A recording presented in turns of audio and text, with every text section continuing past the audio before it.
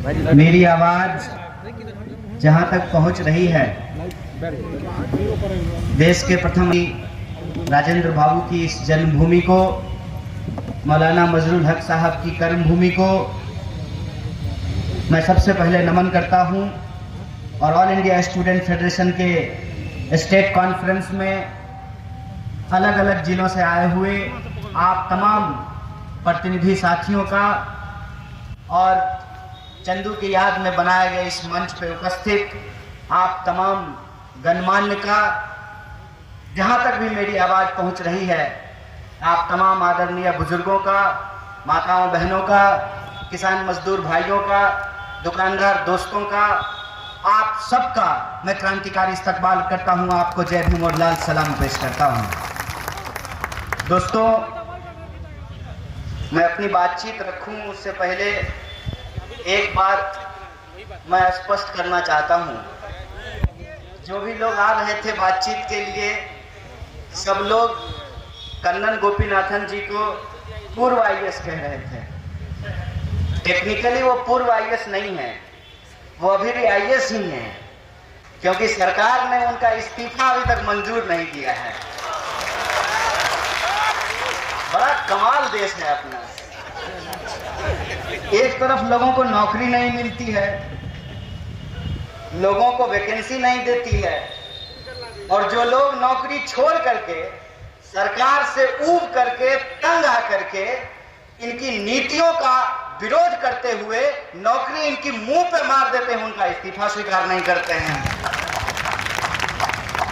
या तो अपॉइंटमेंट भेज दो या रेजिग्नेशन एक्सेप्ट कर लो। तो टेक्निकली वो आईएएस हैं, पूर्व आईएएस नहीं है। और हाँ, मैं पूर्व विद्यार्थी हूं जेएनयू का। मैं अब जेएनयू का विद्यार्थी नहीं हूं। मुझे जेएनयू से निकले हुए कई साल हो चुके हैं, लेकिन अब भी जब भी जहां कहीं भी जाते हैं तो लोग जेएनयू के नाम से ही बुलाते हैं। इस संबंध में एक बात मैं आप तमाम लोगों से साझा करना चाहता हूं। ये वर्ष साहिर लुधियानवी साहब का जन्म शताब्दी वर्ष है। साहिर लुधियानवी साहब के गाने बुजुर्ग से लेकर के आज के नौजवान तक गुनगुनाते हैं। आप में से बहुत सारे लोगों ने प्यासा फिल्म देखा होगा। उसमें एक गाना है कि ये दुनिया अगर मिल भी जाए तो क्या है, ये महलों, ये तख्तों, ये ताजों की दुनिया, ये दुनिया अगर मिल भी जाए तो क्या है। इस गाने को आज भी अगर गाएंगे तो बहुत सारे बुजुर्ग जो है आपकी बर्तनी ठीक करने लगेंगे, बोलेंगे ठीक से नहीं गा रहे हो, इसमें जौ का उच्चारण ठीक से नहीं लिया गया है। साहिर साहब की और कई मशहूर नज़में हैं, बहुत सारी गीत उन्होंने लिखे हैं। एक गाना और बहुत मशहूर है कि मैं पल दो पल का शायर हूँ, पल दो पल मेरी कहानी है, पल दो पल मेरी हस्ती है, पल दो पल मेरी जवानी है। ये साहिर साहब का जन्म शताब्दी वर्ष है। और साहिर साहब का नाम मैं इसलिए यहाँ ले रहा हूँ कि Sahir Ludhianvi all India student federation Punjab के प्रेसिडेंट हुआ करते थे। तो एआईएसएफ से जो जुड़े हुए लोग हैं, जो साथी हैं, मैं उनको यह बात बताना चाहता हूं कि आपके कंधे पे ये जो झंडा है, ये कोई मामूली झंडा नहीं है। आपने अपने हाथ में जो विरासत लिया है, वो विरासत कोई मामूली विरासत नहीं है। मुझे जब पूर्व जेएनयू स्टूडेंट कहा जाता है और जब मैं साहिर साहब का जिक्र कर रहा हूं, तो एक बात मैं आपको बताना चाहता हूं कि साहिर लुधियानवी साहब जिस कॉलेज में पढ़ते थे, जिस कॉलेज से उनको निकाल दिया गया था, आज उनकी सबसे बड़ी मूर्ति उसी कॉलेज में लगी हुई है, गवर्नमेंट कॉलेज लुधियाना में। इंसान की पहचान किसी चीज से जुड़ जाती है, चाहे वो उस संस्थान का हिस्सा ना रहे, लेकिन ये उसकी पहचान बनी रहती है। मुझे इस बात का गर्व है कि मुझे आज भी जेएनयू का पूर्व विद्यार्थी कहा जाता है। इस बात पर मैं गर्व करता हूं। और इस बात पर मैं इसलिए गर्व करता हूं कि मुझे कई बार महसूस होता है, देशद्रोही के आरोप झेलने वाले हम लोग इस देश के प्रथम समूह हैं। सीनियर हुए ना जी, नहीं, आजकल तो किसी को भी कहा जाता है। दिल्ली के बॉर्डर पे जो किसान बैठे हुए हैं उनको देशद्रोही कहा जाता है। 2 दिन का बैंक का हड़ताल करने वाले बैंक कर्मियों को देशद्रोही कहा जाता है। कल को नौजवान अगर एसएससी में धांधली क्यों हुई है, एसएससी की बहाली क्यों नहीं हो रही है, परीक्षा का परिणाम क्यों नहीं निकल रहा है, उसको लेकर के सड़क पे उतरेंगे तो उनको देशद्रोही कहा जाएगा। तो हम लोगों को तो सबसे पहले कहा गया है ना, सीनियर स्टूडेंट है ना हम लोग इस मामले में। हम तब भी यही बात कहते थे और इसीलिए हमने साहिर साहब का जिक्र किया कि जिस गवर्नमेंट कॉलेज लुधियाना से उनको निलंबित किया गया था, आज वहां उनकी सबसे ऊंची मूर्ति लगी हुई है। हम तब भी यह बात कह रहे थे कि हमारी लड़ाई किसी सरकार से इस बात के लिए नहीं है कि आप हमको क्या दे रहे हैं, हमारी लड़ाई इस बात के लिए है कि आप देश को क्या दे रहे हैं और आप देश को कहां लेकर के जा रहे हैं। बहुत ठीक कहा कन्नन साहब ने, प्रजा है कि नागरिक हैं, ये बहुत जरूरी सवाल है। अगर नागरिक हैं तो सरकार को हमको कुछ नहीं देगी। सरकार कौन होती है? 8,500 करोड़ का विमान खरीदा गया है प्रधानमंत्री के लिए, उनका बाप का पैसा है। किसका पैसा है? किसका पैसा है बताइए? देश की जनता का पैसा है ना। जबरदस्ती 56 इंच का छाती चौड़ा करके घूम रहे हो जी। अब बेवकूफ समझते हो हम लोगों को। क्या है? बिहार के लोग अलुआ जरूर खाते हैं, आलू जरूर खाते हैं, बुड़बक नहीं है। बुड़बक समझने का गलती मत कीजिएगा। ये वो धरती है जहां पे शंकराचार्य को भी मंडन मिश्र ने परास्त किया था, ये वो बिहार की धरती है। ये वो धरती है जहां दशरथ मांझी एक छेनी हथौड़ी लेकर के पूरा पहाड़ काट करके रास्ता बना दिए थे। ये वो धरती है। ये याद रखिएगा कि ये हमारी परिस्थिति है कि रोजी रोजगार के लिए, इलाज के लिए, नौकरी के लिए, शिक्षा के लिए हमको दूसरे राज्यों में जाकर के काम करना पड़ता है। यह हमारी मजबूरी है। लेकिन ये याद रखिएगा कि हम मेहनत करने वाले लोग हैं, हम मेहनत का आवाम हैं। अगर हम आपका गंदगी उठा करके आपका घर चमका सकते हैं, आपके दफ्तर को सुंदर बना सकते हैं, आपको वोट देकर के प्रधानमंत्री बना सकते हैं, तो कान पकड़ करके गद्दी से नीचे भी उतार सकते हैं। इस बात को याद रखिएगा। इस बात को याद रखिएगा कि चिड़िया जब आकाश में उड़ती है ना, तो उसको लगता है कि हम ऊपर से दुनिया देख रहे हैं। लेकिन चिड़िया यह महसूस नहीं करती है कि नीचे खड़े लोग भी चिड़िया को उड़ते हुए देख रहे होते हैं। क्या कहते थे ये? इस देश की सबसे बड़ी समस्या है परिवारवाद। ठीक है, मान लेते हैं इस देश की सबसे बड़ी समस्या है परिवारवाद। बेबी शाह को बीसीसीआई का सेक्रेटरी कैसे बनाया गया है कि परिवारवाद है कि नहीं है? और यही बात मैं घूम घूम करके पूछता था जब मैं पिछली बार सिवान आया था स्टेडियम में भाषण देने के लिए। तो रास्ते में कुछ लोग हम पर पत्थर फेंका था, पत्थर बने फूल। वो पत्थर हमारे लिए फूल है और तुम बेवकूफ वाला फूल हो। कैसे कि तुम फेंक रहे हो पत्थर, तुम्हारे हाथ में जिम्मेवारी दे दिया है कि सरकार से जो लोग सवाल पूछे उसको देशद्रोही बता करके उसके ऊपर पत्थर मारो।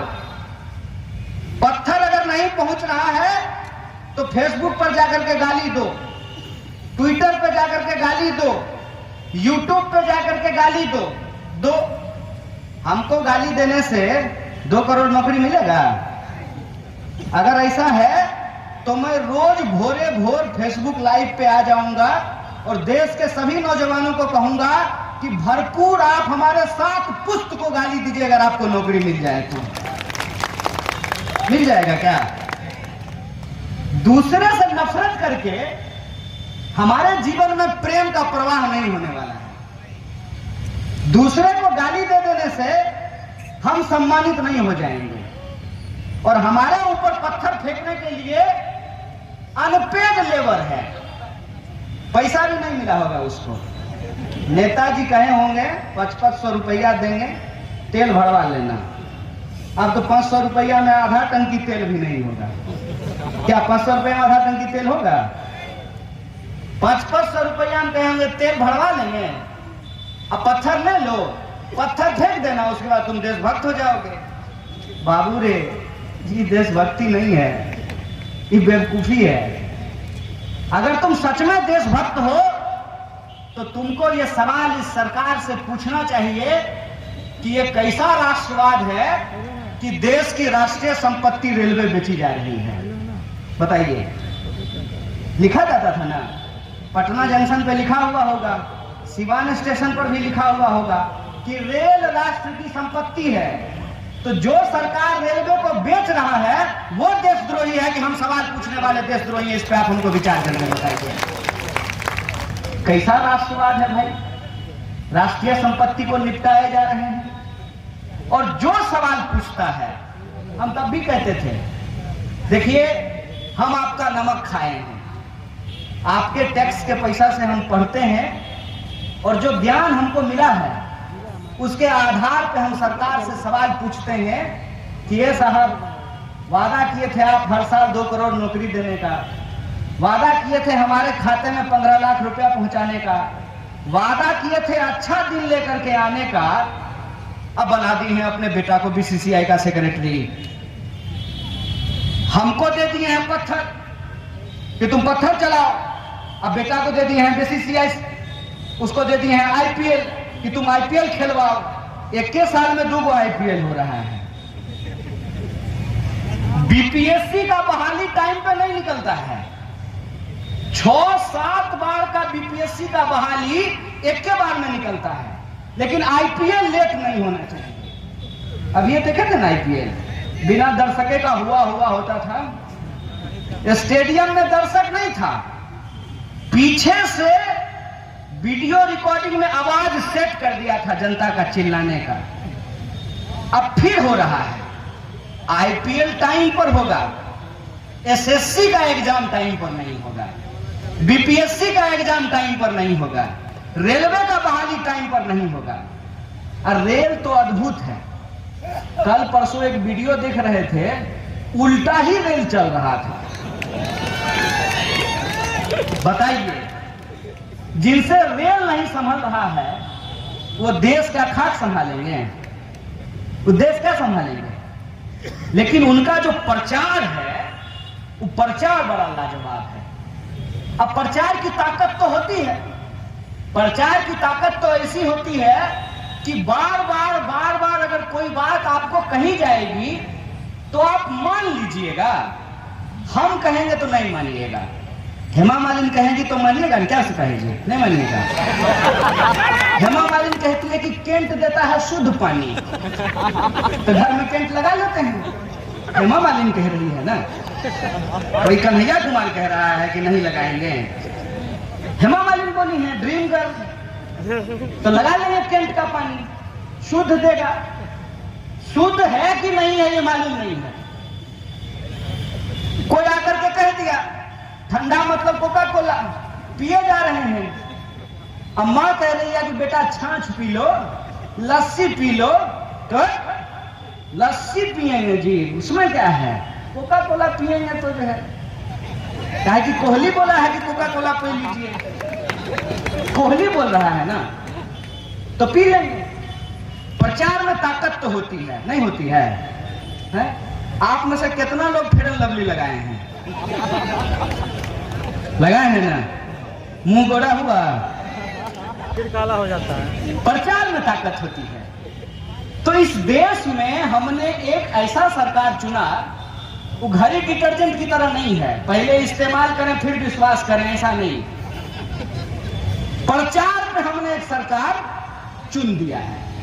प्रचार पे कोई ये पूछने को तैयार नहीं है कि उस प्रचार की हकीकत क्या है। क्या सच में फेयर एंड लवली लगाने से मुंह गोरा होता है? सच में ठंडा मतलब कोका कोला होता है? सच में केंट शुद्ध पानी देता है? इस बात की पड़ताल किए बिना, इस बात की तफ्सीस किए बिना हम उस बात को मान लिए हैं। जैसे कि अगर बीजेपी की सरकार है तो हिंदू हित जो है उसको साधा जाएगा। बहुत बढ़िया बात, खुशी की बात है। हिंदुओं का हित अगर साधा जाए तो बड़ी खुशी की बात है। लेकिन एक बात हमको बताइए, रेलवे बिक जाएगा, रेलवे की नौकरी समाप्त कर दी जाएगी, इसमें हिंदुओं का हित है कि अहित है? सोचिएगा जरा। अगर एसएससी एग्जाम नहीं लेती है, एसएससी परीक्षा नहीं लेती है, परीक्षा लेकर के परिणाम नहीं देती है, परिणाम दे देने के बाद नौकरी नहीं देती है और नौकरी का रिजल्ट आ जाने के बाद ज्वाइनिंग नहीं करवाती है, इसमें हिंदुओं का हित है कि अहित है? देश के राष्ट्रीय संपत्तियों को अगर बेच दिया जाता है, औने पौने दामों में बेच दिया जाता है, इसमें हित है कि अहित है? इसको जानते हैं क्या कहते हैं? ये कभी कभी हमारे घर में भी ये इस्तेमाल किया जाता था। जैसे बच्चा अगर किसी बात के लिए जिद कर रहा हो तो उस बच्चे को बहलाने के लिए अलग अलग तरीके के नुस्खे अपनाए जाते हैं। जैसे मान लीजिए कि एक बच्चा को भूख लग गया है, वो अपनी माँ को कह रहा है कि मम्मी बिस्कुट दे दो, ठीक है, तो मम्मी उसको उठा करके अलमारी पे बिठा देगी। तो बच्चा बिस्कुट मांगेगा, कहेगा कि मम्मी नीचे उतार दो, कहेगा बच्चा नीचे उतार दो, बिस्कुट मांगना बंद कर देगा। इस देश की जनता अपने सवालों पर पहुंचे, अपने सवालों पर हम विचार कर सकें, उससे पहले एक नया शगुफा छोड़ दिया जाता। चले आइए सिवान शहर स्थित डीएवी कॉलेज मोड़ के निकट महाकाल कंप्यूटर्स में नामांकन प्रक्रिया जारी है। अधिक जानकारी के लिए कॉल करें 7049475883 पर। मैं नहीं, मेरा काम बोलता है। Commerce by Vishal sir. 12th का new batch start and BCom का न्यू बैच स्टार्ट। जो स्टूडेंट 11th नहीं पढ़े हैं या कमजोर है तो उन्हें कॉमर्स के बेसिक पढ़ाकर 12th का सिलेबस स्टार्ट किया जाएगा। यहाँ पर accountancy, economics, business studies, EPS चारों विषय की समय से सिलेबस पूरी कराई जाएगी। सिवान की एकमात्र ऐसी संस्था जहां lesson by lesson objective notes दिया जाएगा। वीकली टेस्ट की है व्यवस्था। एक लेसन के पूरा होने पर टेस्ट की है व्यवस्था। संडे को एक्स्ट्रा क्लासेज, कमजोर स्टूडेंट के लिए स्पेशल क्लासेस की व्यवस्था। पता राम राज्य मोड़, हनुमान चाय दुकान के पास, सिवान। Mobile number 9708941038। अगर आप चाहते हैं अपने बच्चों का सर्वांगीण विकास तो उनका नामांकन कराइए सूफिया पब्लिक स्कूल में, affiliated to CBSE New Delhi. 10+2 तक कम खर्च में वर्ल्ड क्लास एजुकेशन। अधिक जानकारी के लिए कॉल करें 9155994499। इसमें नामांकन जारी है। Sufia public school, SKG sugar mill bypass road, Siwan. Admission free for girls. हम संवारेंगे आपके बच्चों का भविष्य। हम हैं Sufia public school, SKG sugar mill bypass road, Siwan.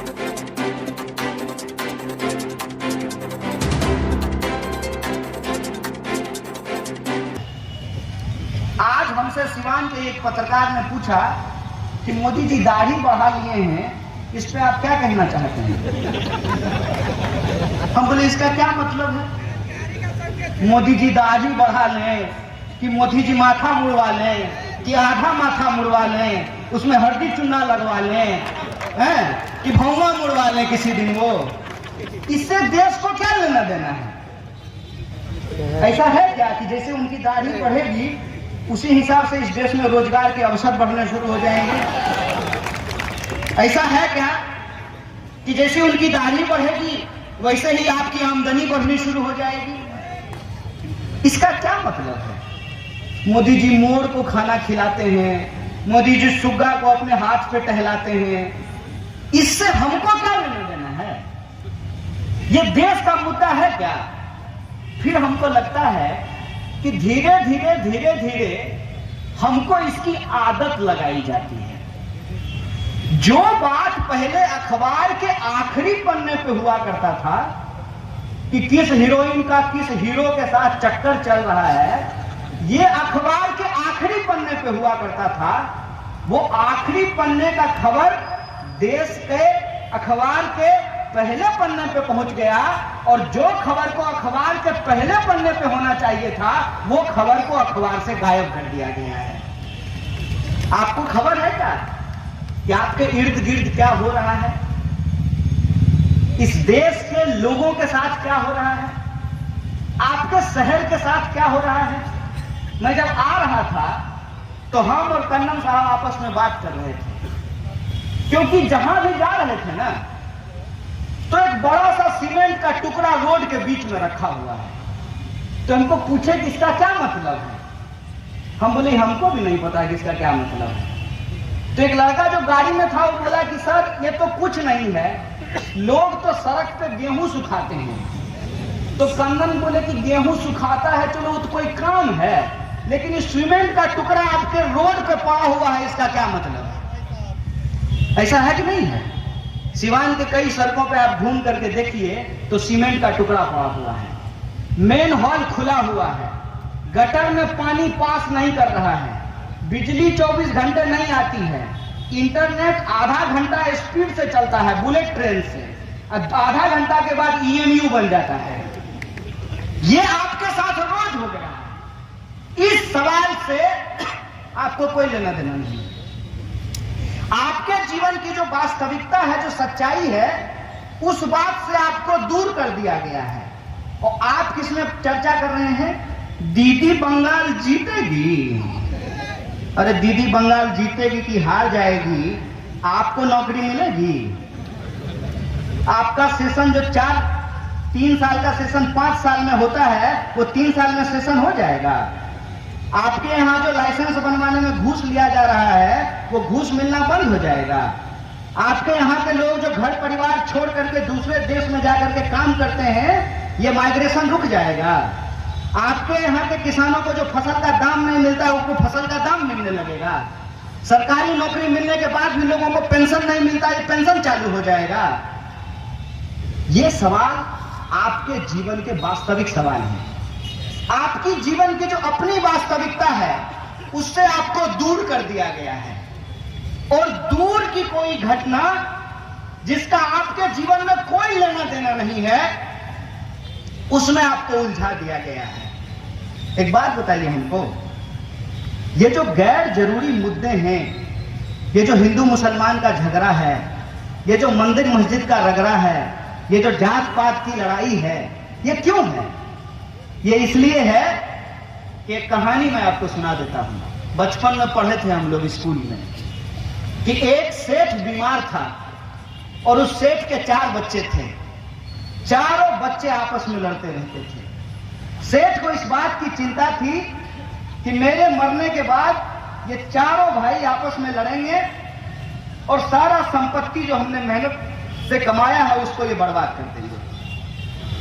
वो सेठ बेड पे पड़ा हुआ था और एक दिन अपने चारों बच्चों को बुलाया और चारों को 4 लकड़ियों का एक गट्ठर दिया, बारी बारी से कहा तोड़ करके दिखाओ। कोई भाई उसको तोड़ नहीं पाया। फिर उस लकड़ी को एक एक करके दिया, सबने उसको तोड़ दिया। वो यह समझाने की कोशिश कर रहा था कि इस देश के जो आम लोग हैं, बोलिए समाज में ज्यादा गरीब लोग हैं कि अमीर लोग हैं? बॉर्डर पर गरीब का बच्चा मरता है कि मंत्री जी का बच्चा मरता है? किसान खेत में जो आप आत्महत्या कर रहे हैं, वो गरीब है कि अमीर हैं? और सरकार को वोट देने वाला लोग गरीब है कि अमीर है? तो ऐसा कैसे हो रहा है? हम ही वोट दे रहे हैं, हम ही सरकार चुन रहे हैं और हमारे साथ ही सारी समस्या हो रही है। कभी तो आपके मन में ये विचार आना चाहिए ना कि भाई हमको सरकारी नौकरी नहीं मिल रही है, सरकारी नौकरी अगर मिल भी जाए तो हमको पेंशन नहीं मिलेगा। और जिस एमएलए को आप वोट देते हैं ना, अगर वो एक बार एमएलए बन गया है तो उनको जीवन भर पेंशन मिलेगा। भाई ऐसा कैसे हो सकता है? क्या सिपाही जी कि माने विधायक को पेंशन मिलेगा, आपको पेंशन नहीं मिलेगा, बैंक में काम करने वाले को पेंशन नहीं मिलेगा, रेलवे में काम करने वाले को पेंशन नहीं मिलेगा, लेकिन मंत्री जी को पेंशन मिलेगा। ये बेईमानी है कि नहीं है? है ना? अरे बोलिए, डरते कहाँ हैं? वेतन थोड़ी बंद कर देगा सरकार। ये बेईमानी है ना हो, तो बेईमान को बेईमान कहना गलत बात है। बेईमान को बेईमान कहना पड़ेगा ना। अब बेईमान को बेईमान कहते हैं तो कहते हैं कि आप देश की आलोचना करते हैं। चुप लुच्चा, तुम देश कब से हो गया जी? देश हम हैं। देश में रहने वाले जो 135 करोड़ लोग हैं, उनसे देश बनता है, और उनके हक और अधिकार की बात करना ही देश की बात होती है। मन की बात, अपने मन की बात, हमारे काम की बात कब होगी? इस देश के आम आवाम की बात कब होगी? इस देश में जो शिक्षा की हालात पैदा की गई है, उस पर सवाल कब खड़ा किया जाएगा? कोई ये सवाल क्यों नहीं पूछता है कि जब राष्ट्रपति जी का वोट एक और जूता सिलने वाला का वोट एक, फॉर्चूनर पर चलने वाला का वोट एक, हेलीकॉप्टर पर उड़ने वाला का वोट एक, और एवन साइकिल पर घूमने वाला का वोट एक, जब इस देश के संविधान ने हमको बराबरी का अधिकार दिया है, तो ये बात हम क्यों नहीं बोलेंगे कि राष्ट्रपति हो या चपरासी की संतान, सबको शिक्षा एक समान? ये बात हम क्यों नहीं बोलेंगे? ये बात हम क्यों नहीं बोलेंगे कि अगर देश को मजबूत बनाना है तो देश के नागरिकों को मजबूत बनाना पड़ेगा। और देश के नागरिक कैसे मजबूत होते हैं? देश के नागरिक जिम जाने से खाली मजबूत होंगे? 21वीं सदी में हम लोग रहते हैं। 21वीं सदी को कहते हैं कि ये तकनीकी युग है, ये सूचना क्रांति का युग है। इस सूचना क्रांति के युग में शरीर से सिर्फ ताकत नहीं होता है। 56 इंच आपका है कि नहीं है, हम इंची टेप लेकर के नापने के लिए नहीं गए हैं, लेकिन आपका ऊपर का महल खाली है, ये बात हम जरूर समझ लें। हम आपसे ये पूछना चाहते हैं कि देश की मजबूती देश के लोगों से होगी, और देश के लोग कैसे मजबूत होंगे? जब उनको पढ़ने की व्यवस्था दी जाएगी, जब उनको पढ़ाया लिखाया जाएगा। अंग्रेजी में कहावत है, नॉलेज इज पावर। एक बड़े विद्वान ने लिखा कि नॉलेज इज पावर, ज्ञान में शक्ति होती है। भगत सिंह ने लिखा है कि बम और पिस्तौल इनकलाब नहीं लाते हैं, विचारों की शान की जरूरत होती है। नेल्सन मंडेला लिखते हैं कि education is the most powerful tool, weapon which you can transform the society. किसी भी समाज को बदलने के लिए शिक्षा की जरूरत होती है। और आपने शिक्षा की हालत क्या की है? आप लगातार शिक्षा के बजट को घटा रहे हैं। शिक्षा का बजट आप लगातार क्यों कम कर रहे हैं? शिक्षा का बजट आप लगातार इसलिए कम कर रहे हैं कि पढ़ने लिखने वाले लोग पैदा होना बंद हो जाएं। क्योंकि जब पढ़ लिख लेगा तो सवाल पूछने लगेगा, और जब सवाल पूछने लगेगा तो नागरिक बन जाएगा, और जब देश में रहने वाले लोग नागरिक बन जाते हैं तो राजा होने का इनका गुमान चूर चूर हो जाता है, चकनाचूर हो जाता है। इसीलिए लोगों को मूर्ख बनाए रखना बहुत जरूरी होता है। और आज जो गुलामी की जंजीर है वो दिखती नहीं है। वो कहानी आपने सुनी होगी कि हाथी के बच्चा को पकड़ लेते हैं और उसके पैर में एक जंजीर डाल देते हैं। हाथी का बच्चा बार बार उस जंजीर को तोड़ने की कोशिश करता है, लेकिन उस जंजीर को वो तोड़ नहीं पाता। धीरे धीरे उसके दिमाग में यह बात बैठ जाती है कि वो जंजीर वो तोड़ नहीं सकता। एक दिन हाथी का बच्चा बड़ा हो जाता है, हाथी हो जाता है, जंजीर छोटा हो जाता है, फिर भी उसके पांव उस जंजीर में जकड़े रहते हैं, क्योंकि बचपन में उसके दिमाग में यह बात बैठ गई है वो जंजीर नहीं तोड़ सकता है। हम हाथी का बच्चा हैं, हम मनुष्य का बच्चा हैं। हम मनुष्य का बच्चा हैं, हम सोच सकते हैं, हम पढ़ सकते हैं, हम समझ सकते हैं, हम सवाल खड़ा कर सकते हैं, और अपने सवालों पर लोगों को संगठित कर सकते हैं, और लोगों को संगठित करके हमारे हक और अधिकार को जो छीनने वाली सत्ता है, जो शक्ति है, उसको हरा सकते हैं, और भगत सिंह के सपनों का भारत का निर्माण कर सकते हैं। ये हमारा मनुष्य होने का ताकत होता है। इसीलिए मैं आप तमाम विद्यार्थियों को जो इस प्रतिनिधि सेशन में आगे चल करके हिस्सा लेंगे, उनसे मैं यह आग्रह करने के लिए आया हूं कि एक गंभीर दौर से हमारा देश गुजर रहा है। इस गंभीर दौर में हमको इस बात को समझना होगा कि आज के डेट में हमको इस देश में नागरिकों के अधिकार को बचाने की जरूरत है, नागरिक होने के उस एहसास को बचाने की जरूरत है। और यह जो भारत भूमि है, जहां पर एक से एक विभूतियों ने जन्म लिया है, जो हमारा गौरवशाली इतिहास है, उस इतिहास को याद करते हुए इस वर्तमान में संघर्ष करके न्याय और बराबरी के लिए लड़ करके हमको बेहतर भविष्य का निर्माण करना होगा। बोलिए साथियों, आपने जो इस ISF का झंडा उठाया है, आप बेहतर भारत के निर्माण के लिए संघर्षरत है कि नहीं है? बिल्कुल है।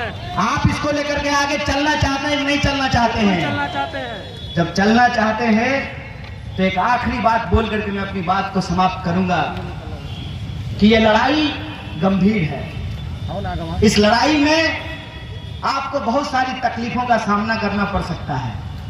हो सकता है कि जब आप ताकतवर लोगों के सामने सवाल खड़ा करेंगे तो आपको विभिन्न तरह की कठिनाइयों का सामना करना पड़ सकता है। लेकिन एक बात आप लोगों ने भी सुनी होगी, वह पथ क्या पथिक कुशलता क्या, जिस पथ में बिखरे सूल न हो, नाविक की धैर्य परीक्षा क्या, जब धाराएं प्रतिकूल न हो। इस प्रतिकूल परिस्थिति में हमको सच के साथ खड़ा होना पड़ेगा, हमको न्याय के साथ खड़ा होना पड़ेगा, हमको बराबरी के साथ खड़ा होना पड़ेगा और अपने दिमाग का, अपनी तर्क शक्ति का हमको इस्तेमाल करना पड़ेगा। हमारे बहुत सारे मित्र जो भाजपा के समर्थक हुआ करते थे, वो आजकल आकर के हमसे बात करते हैं और कहते हैं कि तुम्हारी बात पहले हमको ठीक नहीं लगती थी, अब ठीक लगती है। तो हम बोले कि हमारी बात तुमको पहले ठीक क्यों नहीं लगती थी? तो बोला कि तुम जब बोलते थे ना तो मेरी भावना आहत हो जाती थी। हम बोले हम समझते हैं दोस्त, दिल है तुम्हारा और तुमने दे दिया है इसको, एक झूठे को। वो झूठा वादा करके तुम्हारे दिल को चुरा लिया है, तुमने दिल उसको दे दिया है। कोई बात नहीं है, तुम्हारे प्यार का हम सम्मान करते हैं। जो कहावत है ना, दिल आया गधी पर तो परी का क्या करें। दे दिए दिल, कोई बात नहीं है, दिल का हम सम्मान करते हैं। माँ बाप भी जब कहते हैं ना पढ़ लो, समय बर्बाद मत करो, प्यार मोहब्बत के चक्कर में मत रहो, तो हम लोग भी कहाँ मानते हैं। दिल का मामला है, लेकिन आपके पास सिर्फ एक दिल ही नहीं होता है, एक दिमाग भी होता है। दिल आप दे दिए हैं, कोई बात नहीं है, दिमाग से हर बार आप इस बात को सोचिएगा कि हम कहां जा रहे हैं, देश किस ओर जा रहा है, समाज किस ओर जा रहा है और इसमें हमारी क्या भूमिका होनी चाहिए। आप इस बात को सोचिएगा कि जिस घर में आप रहते हैं उस घर को आपके पूर्वजों ने बनाया है, जिस बगीचे का आप आम खाते हैं उसके पेड़ को आपके पूर्वजों ने लगाया है, उनके बनाए घर में आप रहते हैं, उनके लगाए पेड़ का आप फल खाते हैं। उसको खाते हुए सोचिएगा कि वो अगर ये नहीं करते तो हमको नहीं मिलता। ये आजादी जिसको आप यूं ही समझते हैं कि ऐसे ही मिल गया है, ये आजादी ऐसे ही नहीं मिली है। अगर इस देश में, आजाद देश में, अगर हम आजादी को सुरक्षित रखना चाहते हैं और गुलामी की मानसिकता को हराना चाहते हैं तो अपनी मुट्ठी भींच करके आजाद देश में हमको आजादी की वकालत करनी होगी। इस आजादी को हमको बचाना होगा और इस आजादी को बचाते हुए हमको इस बात का ख्याल रखना होगा कि बेहतर देश का निर्माण बेहतर नागरिकों से होता है और बेहतर नागरिक होने का मतलब ये है कि हम अपने हक और अधिकार को समझें और अपने हक और अधिकार को समझ करके तमाम लोगों के हक और अधिकार के लिए संघर्ष करें। उससे आप मजबूत होंगे, आपका समाज मजबूत होगा, आपका राज्य मजबूत होगा और मजबूत समाज, मजबूत राज्य से मजबूत देश का निर्माण होगा। इन्हीं शब्दों के साथ मैं अपनी बात को खत्म करता हूँ। शुक्रिया। इनकलाब जिंदाबाद, हमारी एकता जिंदाबाद। बंगाल की मशहूर मिठाई के साथ अब आपके शहर सिवान में खुल गया है Kumar sweets, hospital road Siwan. गुड़ का बंगाली रसगुल्ला, संदेश, मिष्टी दोई, मलाई चमचम, केसर रसमलाई, 2-in-1 स्पंज के साथ और भी कई बंगाल की प्रसिद्ध मिठाइयाँ उपलब्ध हैं। साथ ही कुमार मस्त जायका, जहां स्वादिष्ट चाट, छोले भटूरे, पाव भाजी, रोल, चाउमीन, बर्गर, समोसा इत्यादि भी मिलता है। डॉक्टर्स कॉलोनी, राजीव नगर, पकड़ी मोड़, गौशाला रोड, सिवान। शादी विवाह के शुभ अवसर पर ऑर्डर भी लिया जाता है। तो याद रखें, कुमार स्वीट्स एंड कुमार मस्त जायका, सिवान। Mobile number 9431216851 7352735621। बड़े बड़े महानगरों के तर्ज पर खुल गया लाइटिंग की दुनिया का बेताज बादशाह आरजेड इलेक्ट्रिकल्स, कागजी मोहल्ला मोड़, सिवान। आरजेड इलेक्ट्रिकल्स लेकर आया है एक से बढ़कर एक डिजाइनों में झूमर, wall light, fancy light, wiring materials, पंखा और कूलर। अपने मकान या दुकान या शोरूम को सजाना हो तो आज ही चले आरजेड इलेक्ट्रिकल्स, कागजी मोहल्ला मोड़, सिवान, क्योंकि इससे किफायती दरों पर कहीं भी आपको झूमर और लाइट नहीं मिलेंगे। मोबाइल नंबर है 7543886786 7903116614। Proprietor Mohammad Arshad Hussain. Electronic scooty खरीदने वालों के लिए खुशखबरी। न पेट्रोल, न मोबिल, न रजिस्ट्रेशन, न ड्राइविंग लाइसेंस, झंझट की दुनिया से बिल्कुल दूर। विजय सेल्स लेकर आया है कुमाटी कंपनी के कई बेहतरीन मॉडलों में स्कूटी व बाइक, और वह भी सेल एंड सर्विस के साथ स्पेयर पार्ट्स भी उपलब्ध। वहीं ISI सर्टिफाइड स्पीको कंपनी का ई रिक्शा कई बेहतरीन मॉडल व काफी मजबूती और 1 साल की गारंटी के साथ। तो अब पेट्रोल, मोबिल, रजिस्ट्रेशन का झंझट खत्म। आज ही चलें भारत की सबसे प्रतिष्ठित इलेक्ट्रॉनिक कंपनी के शोरूम में। विजय सेल्स एजेंसी, छपरा रोड, चांप ढाला के नजदीक, सिवान। फाइनेंस की सुविधा आसान किस्तों पर उपलब्ध है। सब डीलर्स के लिए भी संपर्क करें। Mobile number 9939865500 870901639 8539910141। City Montessori School. Admission is going on. Nursery to 10th on session 2021-22. नामांकन कराने पर 10 मार्च तक विशेष छूट। World class infrastructure, wifi campus, CCTV monitoring, trained and experienced faculty, language development programmes, sports training, computer classes, digital classroom, exhaustive library, rich learning material, art and craft studio. Director Ashok Kumar Singh. समय समय पर science exhibition का आयोजन। आज ही अपने बच्चों का admission कराएं सिटी मोंटेसरी स्कूल, गांधी मैदान, बुढ़िया माई मंदिर के पास, सिवान। Mobile number 9934989295।